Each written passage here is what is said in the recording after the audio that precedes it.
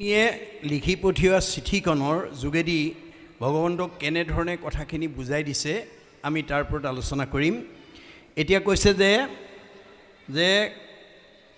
যেই মই জন্মে জন্মে তোমাকো আৰাধি আছোঁ ভকতি কৰিয়া একচিত্তে। মই যদি জন্মে জন্মে তোমাক একান্ত চিত্তে ভক্তি কৰি আছোঁ, কৰি মহা যজ্ঞদান হোমব্ৰত তীৰ্থস্নান দেৱদ্বিজ পুঁজি বিধিৱতে। যাক যেনেকৈ সেৱা পূজা কৰিব লাগে তেনেকৈয়ে মই তোমাক পাবৰ কাৰণে কাৰ্যকৰী কৰি আহিছোঁ। তেবে আশী প্ৰভু হৰি মোহৰ হাতত ধৰি হৰি নিয়া কমল নয়নে। গতিকে তুমি আহি মোৰ হাতত ধৰি মোক হৰণ কৰি লৈ যোৱা। শিশুপাল আদি কৰি চুইবাক নপাওক মোক, তেবে মোৰ ৰহয় জীৱন।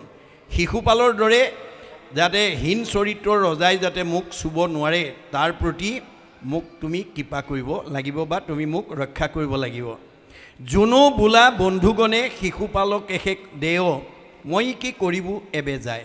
আৰু যদি তুমি কোৱা যে তোমাক যেতিয়া নিজৰ ককাই ভাই বন্ধুবৰ্গই শিশুপাললৈ দিবৰ কাৰণে সিদ্ধান্ত লৈছে, মই গৈ কি কৰিম, এই বুলি যদি তুমি ক'ব খোজা, শুনা তাৰ কহোঁ কথা মোক যেবে আছে বেঠা।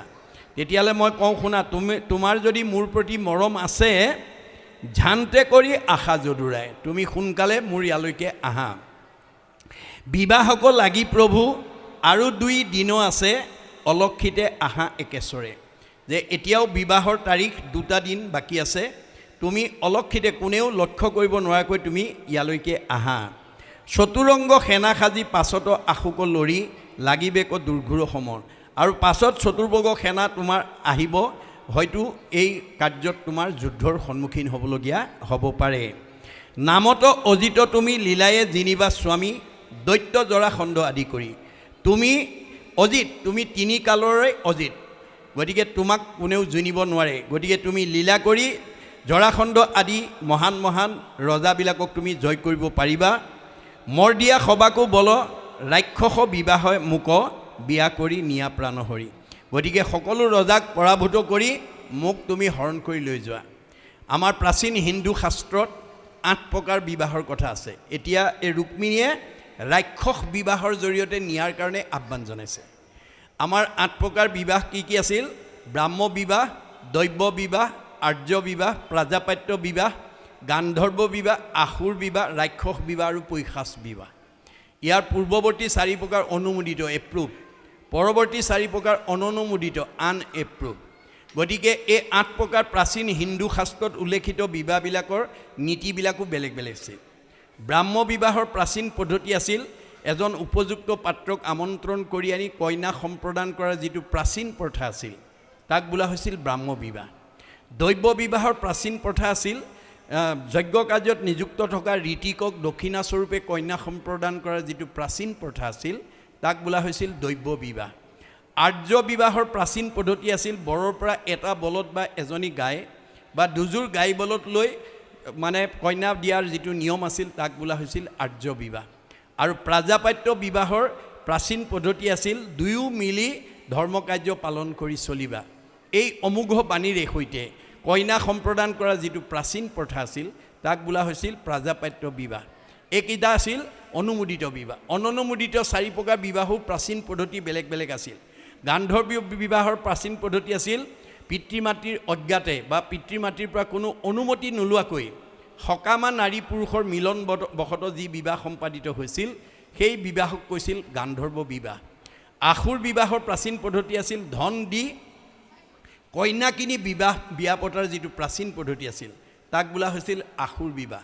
ৰাক্ষস বিবাহৰ প্ৰাচীন পদ্ধতি আছিল যুদ্ধ কৰি বলপূৰ্বকভাৱে কইনা হৰণ কৰি নি বিয়া পতাৰ যিটো প্ৰাচীন প্ৰথা আছিল তাক ৰাক্ষস বিবাহ বুলি কৈছিল। এতিয়া ৰুক্মিণীয়ে সেই বিবাহৰ কাৰণে আমন্ত্ৰণ কৰিছে, তুমি ৰাক্ষস বিবাহৰ দৰে বিবাহৰ জৰিয়তে মোক লৈ যোৱা। আৰু মানে ৰাক্ষস বিবাহ, গতিকে এই ধৰণে আমাৰ 8 প্ৰকাৰ বিবাহৰ কথা উল্লেখ আছে। এতিয়া ৰুক্মিণীয়ে তেওঁক ৰাক্ষস বিবাহৰ দ্বাৰা মানে তেওঁক লৈ যাবৰ কাৰণে আহ্বান জনাইছে যে মৰ দিয়া সবাৰো বল ৰাক্ষস বিবাহে মোক, বিহা কৰি নিয়া প্ৰাণহৰি।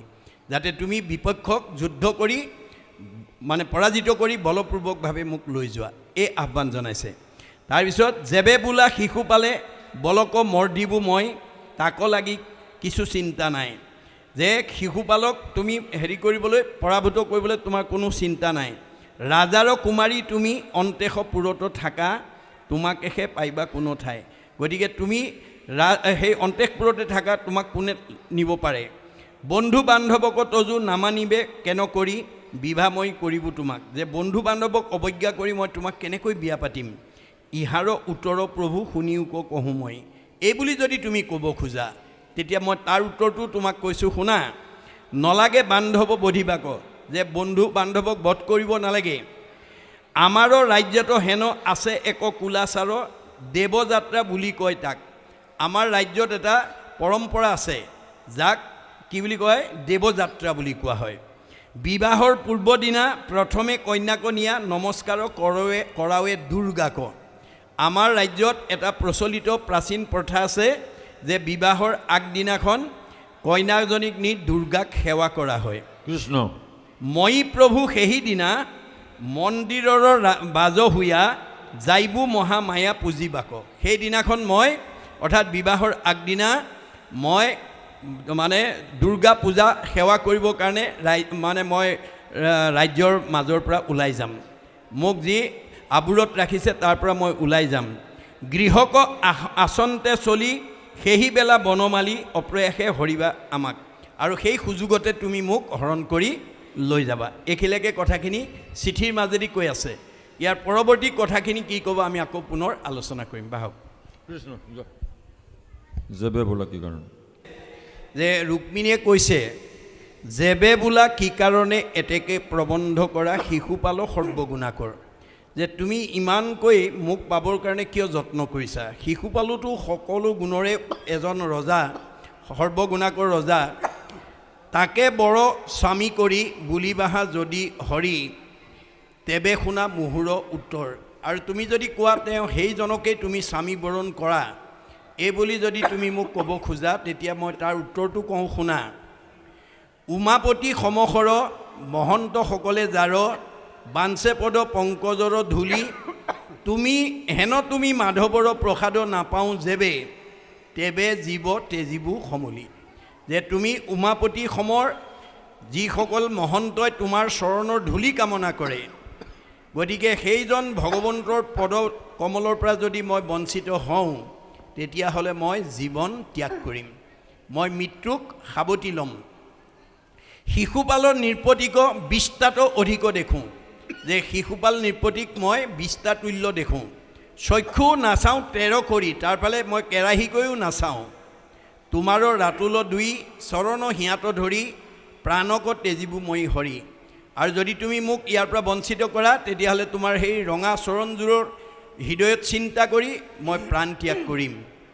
উপবাস ব্ৰত ধৰি শৰীৰক ক্ষীণ কৰি এহিমতে কোটি যুগ মানে, মই বহুত দিন ধৰি উপবাসে থাকি তোমাৰ চৰণ চিন্তা কৰি আহিছোঁ। তজু পদ প্ৰসাদক যাৱত নাপাওঁ মানে তাৱে মই নেৰিবো যতনে। তোমাৰ প্ৰসাদ যেতিয়ালৈকে কৃপা মই নাপাম তেতিয়ালৈকে মই এই যত্ন কেতিয়াও ত্যাগ নকৰোঁ। হেন জানি কৃপা সিন্ধু ভকত জনৰ বন্ধু মূৰ প্ৰাণ ৰাখা আশী হৰি। তুমি ভকতৰ বন্ধু, তুমি ভকতক ভাল পোৱা এই কথা মই জানো, গতিকে তুমি মোৰ প্ৰাণ ৰক্ষা কৰা।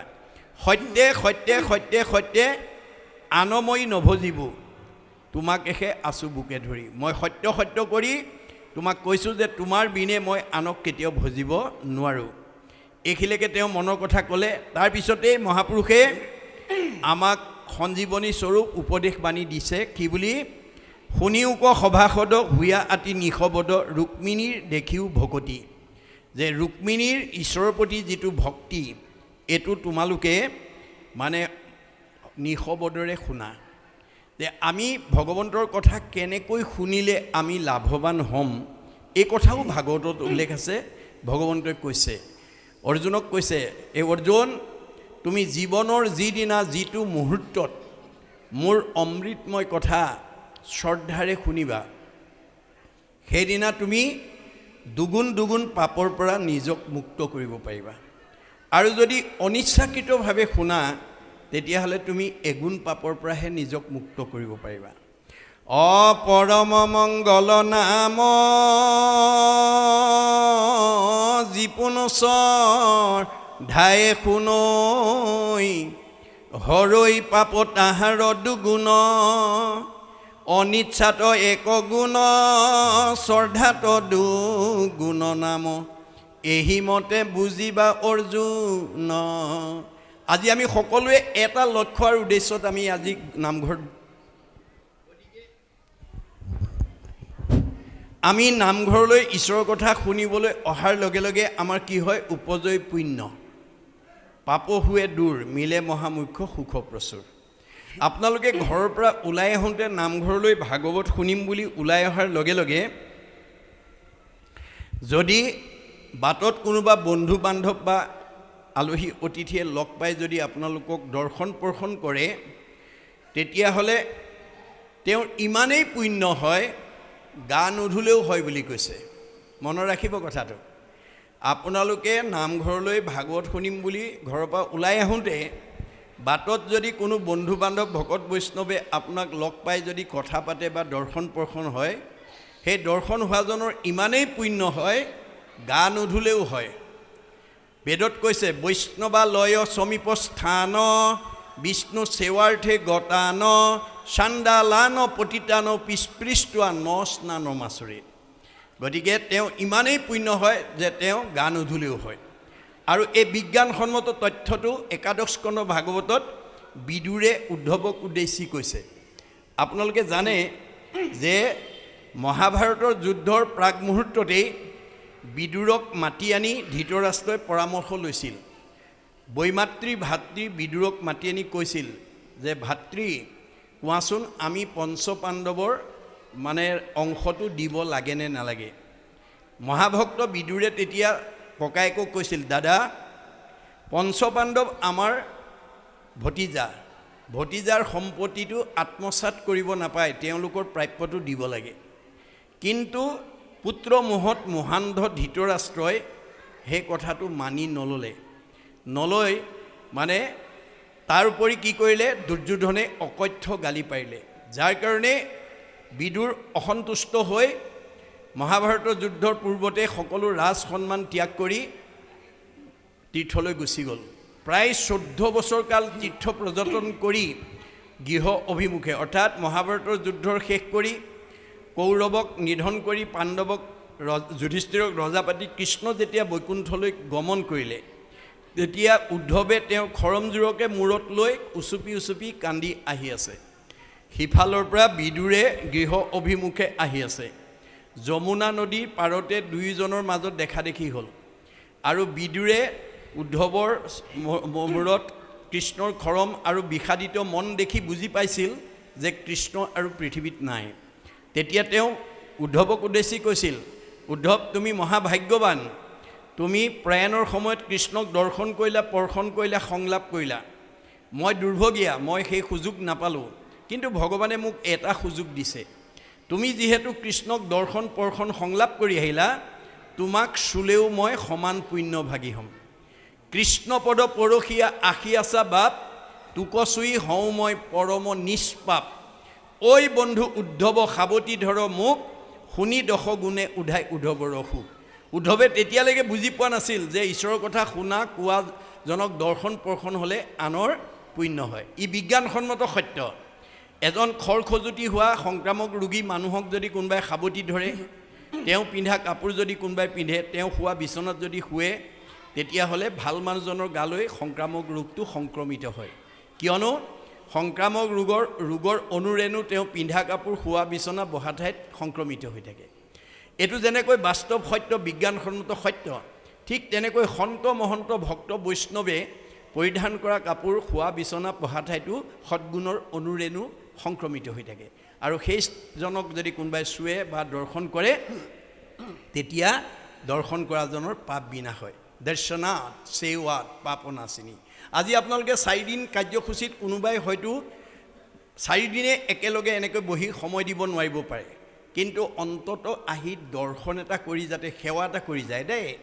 উদ্ধৱেও যেতিয়া কৃষ্ণ বৈকুণ্ঠলৈ যাব ওলাইছিল, এই প্ৰতিবাদটোৱে কৰিছিল যে প্ৰভু, তুমি মোৰ বৰদেউতাৰ ল'ৰা, বসুদেৱৰ পুতেক আৰু মই তোমাৰ খুৰাৰ পুতেক দেৱভাগৰ পুতেক মই উদ্ধৱ বংশৰ ফালৰ পৰা তুমি মই ককাই ভাই তোমাৰ মোৰ মাজত 5 বছৰ বয়সৰ পৰাই নিবিড় সম্পৰ্ক হৈ আছে আৰু এতিয়া মই ইংগিততে বুজি পাইছোঁ তুমি মোক এৰি দেৱকাৰ্য সাধন কৰি নিজ ধামলৈ যাব ওলাইছা অকলে গ'লে নহ'ব তুমি মোকো লৈ যাব লাগিব কিয়নো তোমাৰ অবিহনে মই এক খন্তেকো ইয়াত থাকিব নোৱাৰিম তোমাৰ অবিহনে মোৰ জগত অন্ধকাৰময় গতিকে তুমি মোক লগত নিব লাগিব তেতিয়া কৃষ্ণই হাঁহি পেলাই কৈছে সখা তুমি ঠিকেই কৈছা কিন্তু মই যি লক্ষ্য আৰু উদ্দেশ্য লৈ ইয়ালৈকে আহিছিলোঁ তোমাক যদি মোৰ লগতে লৈ যাওঁ তেতিয়াহ'লে মই ইয়ালৈ অহাৰ যি লক্ষ্য আৰু উদ্দেশ্য এইটো ভ্ৰষ্ট হৈ যাব কিয়নো তুমি আমি দুয়ো গ'লে মিলিব অনৰ্থ লুপ্ত হৈব জ্ঞান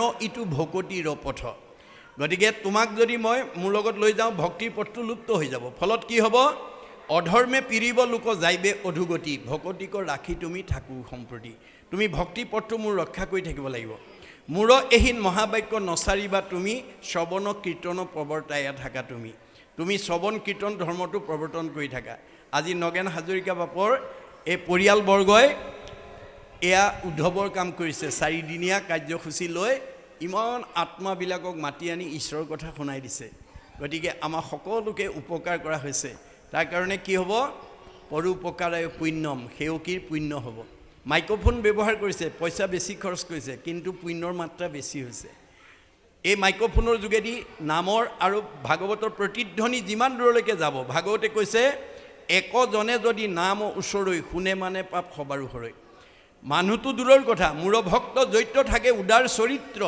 কীট পতংগ কহিটো কৰে পবিত্ৰ এই 4 দিনীয়া কাৰ্যসূচীত এই অঞ্চলৰ যিমান মানে জীৱ জন্তু আছে সব উদ্ধাৰ হৈ যাব জগতৰ প্ৰদূষণ বায়ু সংশোধন হ'ব জগতৰ উপকাৰ কৰা কৰ্মৰ কাৰণে সেৱকীৰ কি হ'ব পৰোপকায় পুণ্যম অক্ষয় পুণ্য সঞ্চিত হ'ব আৰু কৈছে তোমাৰ জীৱনশৈলীৰ প্ৰয়োজনীয় সকলো ব্যৱস্থা মই তোমাৰ কাৰণে কৰি থৈ আহিছোঁ তোমাৰ কাৰণে পুণ্যভূমি প্ৰতিষ্ঠা কৰি থৈ আহিছোঁ তোমাৰ কাৰণে তীৰ্থস্থান প্ৰতিষ্ঠা কৰি থৈ আহিছোঁ তোমাৰ কাৰণে সত্ৰ প্ৰতিষ্ঠা কৰি থৈ আহিছোঁ তোমাৰ কাৰণে বৈকুণ্ঠ প্ৰতিষ্ঠা কৰি থৈ আহিছোঁ আৰু প্ৰয়াণৰ পিছত মই তোমাৰ মাজতে থাকিম নিশ্চয় কৰি কহোঁ শুনা সাৱধানে তুমি ভকত যি স্থানে থাকে সেই পুণ্যভূমি আজি আমি যদিও চিপাহীগাঁৱৰ নামঘৰত আছোঁ আজি আমি পুণ্যভূমিত আছোঁ আৰু এই পুণ্যভূমিত ভক্তসকলে য'ত মোৰ শ্ৰৱণ কীৰ্তন কৰে শ্ৰৱণ কীৰ্তন মোৰ কৰে যত্ৰ যত্ৰ দ্বিতীয় বৈকুণ্ঠ সিটো তাকে বোলে সত্ৰ আজি আমি ক'ত আছোঁ দ্বিতীয় বৈকুণ্ঠ সত্ৰত আছোঁ ভগৱানে নাৰদক কৈছে নহং তিষ্ঠামি বৈকুণ্ঠে যোগীনাং হৃদয়ে নচ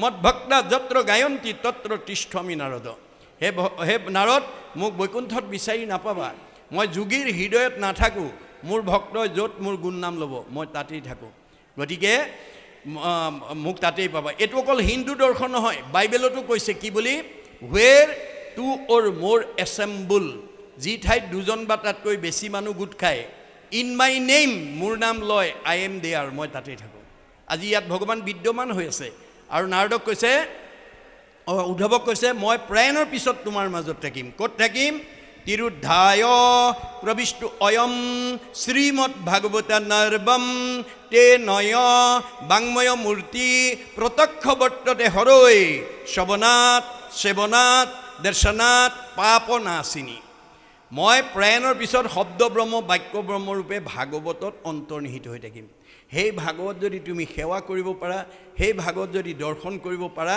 সেই ভাগৱত যদি শ্ৰৱণ আৰু কীৰ্তন কৰিব পাৰা তোমাৰ সব পাপ মই নাইকিয়া কৰি দিম সেইকাৰণে আপোনালোকৰ ল'ৰা ছোৱালীয়ে হয়তো বিভিন্ন কৰ্মৰ খাতিৰত এই 4 দিনীয়া কাৰ্যসূচী বহি থাকিব নোৱাৰিব পাৰে কিন্তু আহি সেৱা এটা কৰি যাবৰ কাৰণে আপোনালোকে ক'ব কাৰণ এই অনুষ্ঠানটোত এটা সেৱা কৰিলেও পাপ নাইকিয়া হৈ যাব দৰ্শন কৰিলেও পাপ নাইকিয়া হৈ যাব গতিকে ইমান মাহাত্ম্য আছে এই কথাবিলাকৰ গতিকে এই পবিত্ৰ ঠাইবিলাকলৈ আমি সেইকাৰণে সেৱা দৰ্শন কৰাৰ কাৰণে আমি অকণমান যত্নপৰ হ'ব লাগিব গতিকে প্ৰয়াণৰ পিছতো তেওঁ শব্দ ব্ৰহ্ম বাক্য ব্ৰহ্মৰূপে আমাৰ ইয়াতে আছে গতিকে আমি এই কথাবিলাক আমি উঠি অহা প্ৰজন্মক যাতে আমি দিব পাৰোঁ আমি দাৰ্শনিক দৃষ্টিভংগীৰে বৈজ্ঞানিক দৃষ্টিভংগীৰে আমি যাতে তেওঁলোকৰ মাজত বিলাই দিব পাৰোঁ তাৰ প্ৰতি আপোনালোকে গুৰুত্ব দিব লাগিব এতিয়া ৰুক্মিণীয়ে কি বুলি ক'লে যেবে বোলা কি কাৰণে এতেকে প্ৰবন্ধ কৰা শিশুপাল সৰ্বগুণাকৰ যে শিশুপালটো সৰ্বগুণাকৰ গতিকে তুমি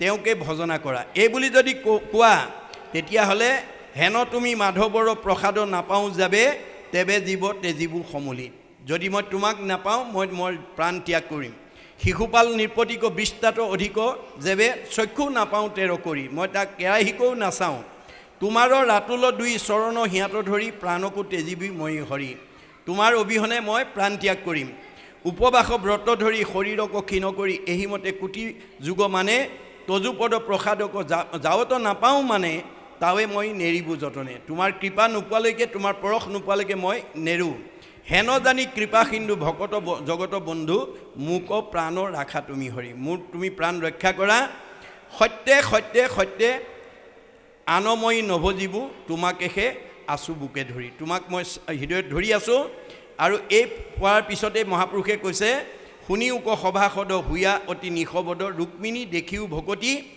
যেবে আছা দৃঢ়চিত্ত মাধৱত কৰা সত্য আনক নযাওক মূৰমতি গতিকে ৰুক্মিণীৰ দৰে আমাৰ যাতে কেৱল কৃষ্ণৰ বিনে যাতে আনফালে আমাৰ মনটো যাব লগা নহয় তাৰ প্ৰতি আমিও যত্নপৰ হ'ব লাগিব কৃষ্ণকেহে পুজিবোহো কৃষ্ণকেহে ভজিবোহো কৃষ্ণৰেহে লৈবো গুণনাম যে এক দেও এক সেও একবিনে নাই কেও গতিকে আমি ঘৰত কৃষ্ণক ৰাখিবলৈ যত্ন কৰিব লাগিব ঘৰ দুখন মনত ৰাখিবা দেই এখন হ'ল উদ্ধৱক চিনাকি কৰি দিয়া ঘৰখন মহুৰ সেৱাৰ যোগ্য মনুষ্য শৰীৰ ইহাকে বুলিয় গৃহ জানা মহাবীৰ এখন এখন ঘৰ এইখন ঘৰতো আপোনালোকে কৃষ্ণক ৰাখিব লাগিব অৰ্থাৎ আপোনাৰ হৃদয়খন প্ৰথমতে সুখ শান্তি আনন্দত থাকিব লাগিব আপোনাৰ মুখতে যদি হাঁহি নাই আনক হাঁহিৰ বাৰ্তা দিব কেনেকৈ আপোনাৰ হৃদয়তে যদি শান্তি নাই আপুনি আনক শান্তিৰ বাৰ্তা দিব কেনেকৈ প্ৰথম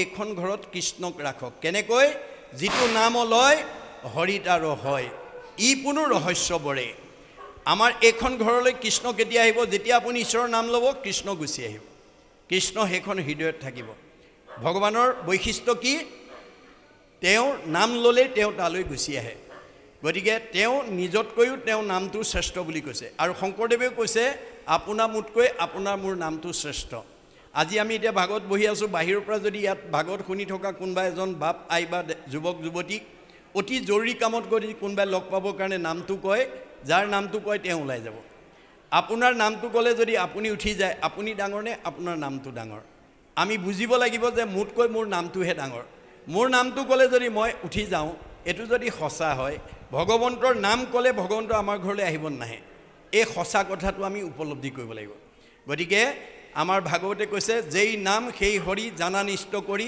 নামৰ সংগ নচাৰন্ত হৰি আপুনি প্ৰথম এইখন ঘৰত নাম লওক ঈশ্বৰ আপোনাৰ লগত থাকিব ভগৱন্ত থকা হৃদয়খন আনন্দত থাকিব শান্তিত থাকিব আৰু দ্বিতীয়তে পৰিয়াল থকা ঘৰখনত কৃষ্ণক ৰাখক কেনেকৈ পুৱা গধূলি ধূপ ধূনা জ্বলাওক ঈশ্বৰৰ উপাসনা স্থান অকণমান আপোনালোকে নিৰ্ণয় কৰি লওক আমাৰ মানুহ মাত্ৰেই সংঘ অনাসংঘ বামুণীয়া কীৰ্তনীয়া সত্ৰ সমাজ বুলি কথা নাই গৃহস্থী মাত্ৰেই আমাৰ ঈশ্বৰ উপাসনা ঠাই থাকিবই লাগিব মাধৱদেৱে কৈছে হৰি গুণনাম শ্ৰৱণ কীৰ্তন ভজিও হৰি চৰণ মনুষ্য হুইবাৰ এহি মানে মাত্ৰ জানা নিজ প্ৰয়োজন আমি যে চাৰিমুঠি জীৱৰ ভিতৰত সৰ্বশ্ৰেষ্ঠ উপাধি পালোঁ আমাৰ প্ৰথম কাম হ'ব লাগিব ঈশ্বৰৰ গুণনাম লোৱা ঈশ্বৰৰ সেৱা পূজা কৰা এইটো আমাৰ প্ৰথম কাম যদি আমি ঈশ্বৰৰ আজি তাৰিখত মই আপোনালোকৰ চিপাহী গাঁৱত কাৰোবাৰ ঘৰত ঈশ্বৰ উপাসনা কৰা স্থান বা গুৰুগীৰ নাই বুলি মই ভবা নাই কিবা কাৰণত কিবা অভাৱত যদি কাৰোবাৰ ঘৰত আজি তাৰিখত নাই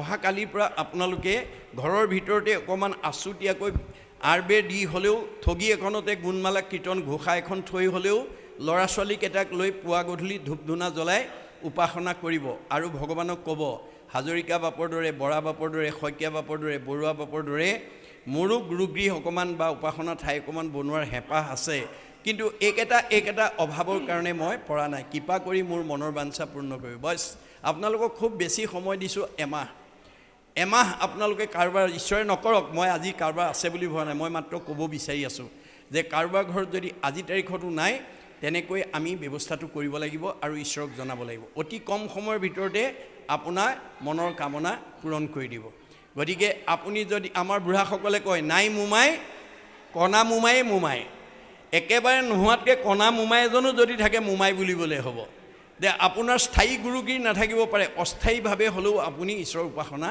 কৰক, তেতিয়াও ঈশ্বৰ সন্তুষ্ট হ'ব। গতিকে আমাৰ জীৱনটো তেতিয়াহে সাৰ্থক হ'ব, মানুহ জন্ম পোৱাৰ সাৰ্থকতা হ'ব যে আমি কৃষ্ণক আমাৰ ঘৰত ৰাখিব লাগিব। কৃষ্ণক আপুনি মাতিব নালাগে, কৃষ্ণ আপোনাৰ ঘৰলৈ নিজে আহিব। ভাগৱতে কৈছে, যেই নাম সেই হৰি জানা নিষ্ট কৰি নামৰ সংগ নচাৰান্ত হৰি। যিখন ঘৰত পুৱা গধূলি ধূপ ধূনা জ্বলিব, ঈশ্বৰ উপাসনা কৰিব, সেইখন ঘৰলৈ কৃষ্ণ আহিব।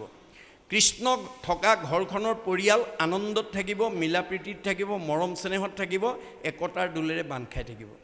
আৰু কিবা কাৰণত যদি আজি তাৰিখলৈকে কাৰোবাৰ ঘৰত এই ব্যৱস্থাটো নাই, তেতিয়াহ'লে সেইখন ঘৰলৈ কোন আহিব? ভাগৱতত কৈছে, শ্ৰৱণ কীৰ্তন জৈত কৃষ্ণৰ নকৰে, তৈতেষে ৰাক্ষসীগণে বিঘিনি আচৰে। যিখন ঘৰত পুৱা গধূলি ধূপ ধূনা নজ্বলে, ঈশ্বৰ উপাসনা নকৰে, সেইখন ঘৰলৈ অঘাসুৰ, বকাসুৰ, প্ৰলম্বাসুৰ, অৰিষ্টাসুৰ, পুতনা, ব্যমাসুৰ, ধেনুকাসুৰ চব অসুৰবিলাক আহি যাব। কায়িকভাৱে নহয়, গুণগতভাৱে। আমাৰ কিছুমান মানুহ আছে কথা ক'বই নোৱাৰে, টিঙিচকৈ খং উঠেই, কথা ক'বই নোৱাৰে, লাঠিডাল উলিয়াই আনেই, কথা ক'বই নোৱাৰে, ঠেহ পেচ লাগি চকু পানী উলিয়াই ৩-৪ দিনমানলৈ ভাত পানী নাখায়। এনেকুৱা স্বভাৱ যিখন ঘৰৰ পৰিয়ালৰ আছে, সেইখন অসুৰ থকা পৰিয়াল, আসুৰিক প্ৰবৃত্তি থকা পৰিয়াল। গতিকে সেই আসুৰিক প্ৰবৃত্তিবিলাকক আপুনি যেতিয়ালৈকে উলিয়াই দিব নোৱাৰিব, তেতিয়ালৈকে সেইখন ঘৰত শান্তি নহয়। আমাৰ গুৰুজনাৰ দিনত এজন আতা পুৰুষে মানে এটা ফকৰাৰ দ্বাৰা এই কথা কৈছে, কি বুলি? কুকুৰে কৰিলে বিয়া বাঘৰ জীয়াৰী, দেখিয়া ভালুক গ'লে ঘৰ বাৰী এৰি। কুকুৰে যদি বাঘৰ জীয়াৰীক বিয়া কৰাব পাৰে, সেইখন ঘৰত ভালুকৰ পৰিয়াল থাকিব নোৱাৰে। এইটো পোনপটীয়া অৰ্থ দেই, মনত ৰাখিব।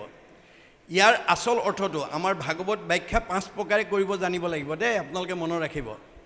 ভাগৱত ব্যাখ্যা 5টা প্ৰকাৰে কৰিব জনাজনেহে আপোনালোকৰ মনৰ সংশয় দূৰ কৰি সঠিক ব্যাখ্যাৰে আমাৰ সমাজখনৰ মাজত ঐক্য সম্প্ৰীতি বজাই ৰাখিব পাৰিব। যদি 5টা প্ৰকাৰে নাজানে, বহুত ব্যাখ্যাকাৰকৰ ব্যাখ্যা শুনিলে হয়তো কিছুমান মানুহ অসন্তুষ্ট হৈ যায়, কিছুমান মানুহে বিৰোধ কৰে। কিয়? তেওঁ এটা দিশেৰে ব্যাখ্যা কৰিছে, তেওঁ আধ্যাত্মিক দিশটো হয়তো তেওঁ আয়ত্ব কৰা নাই। গতিকে ভাগৱতত এনেকুৱা কিছুমান বহুত শব্দ প্ৰয়োগ কৰিছে, যিবোৰ শব্দ যদি আমি সামগ্ৰিকভাৱে ব্যৱহাৰ কৰা অৰ্থত যদি ব্যাখ্যা কৰি দিয়া যায়, তে গোটেই ব্যাখ্যাটো ভুল হৈ যাব। তাৰ মাত্ৰ এটা দৃষ্টি আকৰ্ষণ আপোনালোকক কৰিব বিচাৰিছোঁ। 5ম স্কন্ধ ভাগৱতত অৱতাৰী পুৰুষ ঋষভে 100জন পুত্ৰ জন্ম দিছিল। আটাইতকৈ ডাঙৰজনৰ নাম ভৰত। ভৰতৰ নাম অনুসৰি আমাৰ দেশখনৰ নাম হৈছে ভাৰতবৰ্ষ। 9জন